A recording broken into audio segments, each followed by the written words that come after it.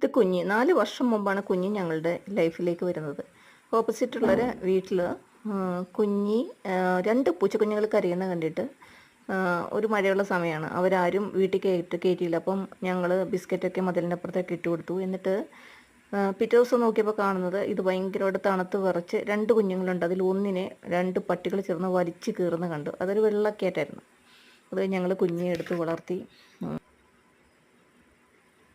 ആ സമയത്ത് ആ കുഞ്ഞിനെ നമ്മൾ അന്നേരം ഇങ്ങനൊരു അവസ്ഥയെ കണ്ടപ്പം ആ വീട്ടിലെ ഒരു ജോലി ചെയ്യുന്ന ആൾ ചോദിച്ചു, നിങ്ങളിതിനെ കൊണ്ടുപോകുമോ, രക്ഷപ്പെടുത്താവോ എന്ന്. ഒരു കണ്ടീഷൻ ഞങ്ങളിതിനെ എടുത്ത് വളർത്തി. അത് കഴിഞ്ഞ് കുഞ്ഞിനെ റോഡിൽ കൂടെ പോകുന്ന പട്ടികൾ എന്ത് ചെയ്തു, ഇതിനെ കടിച്ച് കീറുകയൊക്കെ ചെയ്തു. ഒരു കൈ ഒടിഞ്ഞു. ഞങ്ങൾ ഹോസ്പിറ്റലിൽ കൊണ്ടുപോയൊക്കെ രക്ഷപ്പെടുത്തി.